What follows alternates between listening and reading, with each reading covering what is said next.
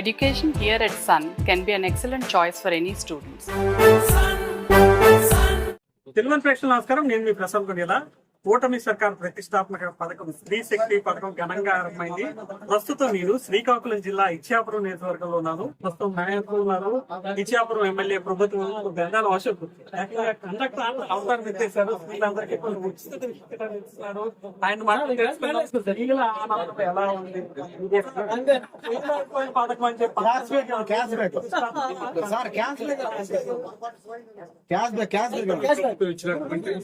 స్త్రీ శక్తి చాలా ప్రధానమైనటువంటి మహిళలకి ఉచిత బస్సు సర్వీస్ అనేది ఈ రోజు ఎలక్షన్స్ మేము కేవలం జిల్లా వరకు మాత్రమే ఈ పథకాన్ని పరిమితం చేద్దాం అనుకుంటున్నాం. చంద్రబాబు నాయుడు గారు ఎట్టి పరిస్థితుల్లో కూడా ఈ రాష్ట్రం మొత్తం మహిళలకి ఉచితంగా ఫ్రీ బస్ సర్వీస్ అనేది ఇవ్వాలి అనే ఉద్దేశంతో ఈ రోజు మరి మధ్యాహ్నం ఆయన ప్రారంభించడం జరిగింది. ఈ నియోజకవర్గంలో ఇప్పుడు ప్రారంభిస్తున్నాం. మీరు చూడండి, ఒక సంవత్సరం రోజులైంది. ఒక పక్క జరిగినటువంటి ఆర్థిక నష్టం ఏంటి, ఆర్థికంగా మన రాష్ట్రం ఎంత చిరిగిపోయిందో అందరికీ కూడా తెలుసు. ప్రధానమైనటువంటి హామీని ఇవ్వాలనే ఉద్దేశంతో ఈ రోజు కష్టం ఉన్నప్పటికీ కూడా ఆ కష్టాన్ని పక్కన పెట్టి ఈ రోజు ప్రజలకు ఇచ్చినటువంటి మాట నిలబెట్టుకుంటూ కూటమి ప్రభుత్వం చేస్తున్నటువంటి అద్భుతమైనటువంటి పరిపాలనకి ఇది ఒక నిదర్శనం. సో ఈ రోజు ఈ ఉచిత బస్సు అనేది ప్రతి ఒక్క మహిళ కూడా కేవలం ఒక ఆధార్ కార్డు, ఒక రేషన్ కార్డు, లేకపోతే ఒక ఎలక్షన్ కార్డు వాళ్ళు పెట్టుకుంటే డబ్బులు లేకపోయి రాష్ట్రంలో ఎక్కడి నుంచి ఎక్కడికైనా తిరగలిగే అవకాశం ఈ రోజు ప్రభుత్వం కల్పించడం అనేది చాలా మంచి పరిణామం. మరి మీరు అన్నట్టు ఫెయిల్ అయిపోయినటువంటి పథకం మరి చెయ్యలేరు అని చెప్పేసి ఈ రోజు మరి వైసీపీ పార్టీ వాళ్ళు అక్కడక్కడ మాట్లాడడం మేము చూసాం. హాస్యాస్పదంగా ఉంటుంది. ఎందుకంటే తప్పులు చేశారు, మీకు ప్రజలు సరిదిద్దుకోమని మరి చెంపచేతం అనిపించేలాగా 151 నుంచి 11 సీట్లకు పరిమితం చేశారు. అయినా మీకు బుద్ధి రాకుండా ఈ రోజు మీరు చేస్తున్నటువంటి కార్యక్రమాలు ఇంకా ప్రజలను అపోహలు కలిగించాలి అని మీరు చేస్తున్నటువంటి నాటకం ప్రజలు చూస్తున్నారు. ఎందుకు నీ సొంత నియోజకవర్గం డెప్యూటీ ఎన్నికలు ఓడిపోయే పరిస్థితి ఎందుకు వచ్చింది? నువ్వు నిజమైనటువంటి పరిపాలన, ప్రజలకు సరైనటువంటి పరిస్థితుల్లో నువ్వు కానీ పరిపాలించుంటే ఈ పరిస్థితి రాదు కదా. సో నిజమైన పరిపాలన అంటారు, కానీ మీరు రిగ్గింగ్ చేసి గెలిపేశారంట. మీ నాయకుడికి వయసు అయిపోయిందంట. రామకృష్ణ అనుకోవాలంటే ఇప్పుడు నేను అనేది ఒక రాష్ట్ర ముఖ్యమంత్రిగా పనిచేసినటువంటి ఒక వ్యక్తి, రాజకీయాల్లో ఏ రకంగా నడుచుకోవాలో కూడా తెలియనటువంటి ఒక వ్యక్తి జగన్మోహన్ రెడ్డి. ముఖ్యమంత్రిగా చేసావు, నీకున్న అవగాహన ఏంటి? ఉదాహరణకి కుప్పం ఎలక్షన్స్ కి మేము వెళ్ళాం, మున్సిపల్ ఎలక్షన్స్. దారుణమైనటువంటి ఇన్సిడెంట్స్ మేము చూసాము అని అంటే, ఆ రోజుకి ఎలక్షన్స్ లో గెలిచినటువంటి ప్రజాప్రతినిధులు మమ్మల్ని కూడా చాలా హేళనగా, అవకాశాలు కూడా లేకుండా కనీసం మాట్లాడడానికి కార్యకర్తలతో ప్రచారం చేయడానికి కూడా అవకాశం లేనటువంటి పరిస్థితులు కల్పించారు. కానీ ఈ రోజు మీరు చూస్తే పులివెందుల్లో ఎలక్షన్స్ సాఫీగా జరిగే ప్రయత్నం మేము చేసాం. అంటే జగన్మోహన్ రెడ్డి ఆడినటువంటి మాటలు ఎలా ఉంటాయంటే, నేను రిగ్గింగ్ చేస్తాను, నాకు నచ్చిన పని నేను చేస్తాను, మీరు ఎవరు మాట్లాడొద్దు అనే పద్ధతులు. సో ఈ రోజు చంద్రబాబు నాయుడు గారు చేసిందంతా శాంతియుతమైనటువంటి ఎలక్షన్ సాఫీగా జరగాలి అనుకుని ఈ రోజు అక్కడ జగన్మోహన్ రెడ్డి తాలూకా నైజం తెలుసు, జగన్మోహన్ రెడ్డి తాలూకా స్వభావం తెలుసు కాబట్టి ఎక్స్ట్రా పోలీస్ ప్రొటెక్షన్ మేము పెట్టాం తప్పితే ఎక్కడ కూడా రిగ్గింగ్ చేయాలని కాదు.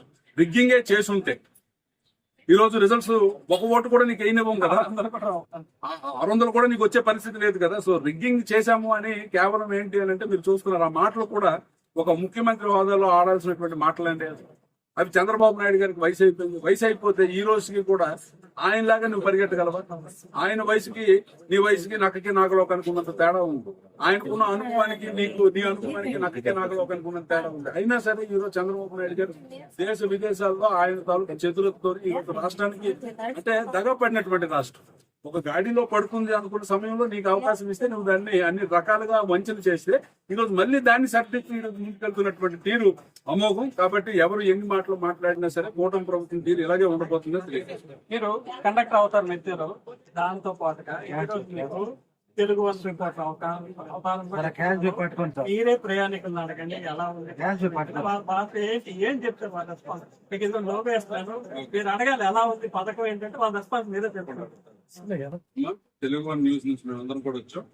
ఈ రోజు కూటమి ప్రభుత్వం ఇచ్చినటువంటి సూపర్ 6 హామీల్లో భాగంగా అందులో ప్రధానమైనటువంటి హామీ ఏదైతే ఈ ఉచిత బస్సు ప్రయాణం అనేది ఉందో దాని పట్ల మీరు ఏ రకంగా ఫీల్ అవుతున్నారు కొంచెం తెలుగు వన్ ప్రేక్షకుల ద్వారా ప్రజలందరికీ తెలియజేయండి. అందరికీ నమస్కారం అండి. ఇచ్చాపురం నియోజకవర్గంలో ఈ బస్సు ఓపెనింగ్ అయినందుకు చాలా హ్యాపీగా ఉంది. First of all Chandrababu Naidu గారికి ధన్యవాదాలు తెలియజేసుకుంటాం. అలాగే మన ప్రభుత్వం వైపు ఎమ్మెల్యే అశోక్ బాబు గారికి ధన్యవాదాలు తెలియజేసుకుంటాం. కూటమి మనకి సూపర్ 6 పథకాలు అయితే ఇచ్చారు. దాంట్లో ఎంత రాష్ట్రం మనకి వేరే ఈ 2 రాష్ట్రాలు వేరుపడినప్పుడు చాలా దేని పరిస్థితిలో ఉన్నాం. లాస్ట్ 5 years అయితే మన రాష్ట్రం చాలా చితికిపోయింది. అలాంటి పరిస్థితిలో కూడా ఈ రోజు ఆయన ఇచ్చిన హామీలు ఒకటి నెరవేర్చుకుంటూ వస్తాం. ఇక్కడ మనకి ఫ్రీ బస్సు శ్రీకాకుళం జిల్లా వరకు అని చెప్పిన మా ముఖ్యమంత్రి గారు ఈ రోజు రాష్ట్ర వ్యాప్తంగా కూడా బస్సు అనేది ఆయన పెట్టిన పథకం అనేది మాకు చాలా సంతోషకరంగా ఉంది. ఈ రోజు మహిళలు అయితే మగవాళ్ళ మీద డిపెండ్ అవ్వకుండా తిరుపతి అయితేనే, విజయవాడ అయితేనే, సింహాచలం అయితేనే అనేది మీరు రండి అని పిలవకుండా ఏకగ్రీవంగా 4-5 గ్రూప్ అయిపోయి వెళ్ళిపోయే పరిస్థితి కూడా ఉంది. అలాగే చిన్న చిన్న వ్యాపారస్తులు అయితే ఈ చేపల వాళ్ళు, వెజిటేబుల్స్ తీసుకునే వాళ్ళు వీళ్ళందరూ కూడాను ప్రతిరోజు బస్సు టికెట్లు కట్టుకుని వాళ్ళ సంపాదన కోసం దినచర్యగా వెళ్తూ ఉంటారు. వాళ్ళంతా కూడా చాలా హ్యాపీగా ఫ్రీగా వెళ్తూ వాళ్ళ వ్యాపారాలు చేసుకుంటూ చంద్రబాబు నాయుడు గారికి కృతజ్ఞత తెలియజేసుకుంటాం. ఇటువంటి మంచి సూపర్ 6 లో మహిళల కోసం ప్రకటించినటువంటి పథకాన్ని అమలు చేసినందుకు గాను మన చంద్రబాబు నాయుడు గారికి ధన్యవాదాలు. అలాగే ఇక్కడ ఎమ్మెల్యే విప్ అశోక్ బాబు గారికి ధన్యవాదాలు తెలియజేసుకుంటాం. Thank you sir. రిపోర్ట్ అవుతారు. తిరుపతి వస్తే కొంతమంది ప్రయాణికులు ఉన్నారు. మాట్లాడతారు. మీరు కూడా తీసుకోండి. అమ్మ, ఒకప్పుడు మాట్లాడేది వైజాగ్ వెళ్ళేటప్పుడు ఛార్జ్, ఇప్పుడు ఎంత పడుతుంది?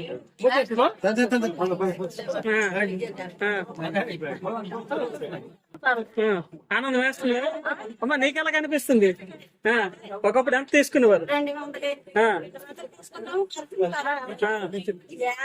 బాబు మాకు ఎంతో సంతోషం అవుతుంది. మాకు ఓటు వచ్చి చంద్రబాబు నాయుడికే చేస్తాను.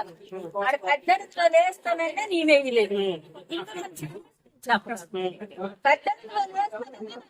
ఇప్పుడు ఈ ఉచిత బస్సు వల్ల ఎంత లబ్ధి, రాష్ట్రంలో మహిళలకు ఎంత ఆనందం వస్తుంది ఉచిత బస్సు వల్ల.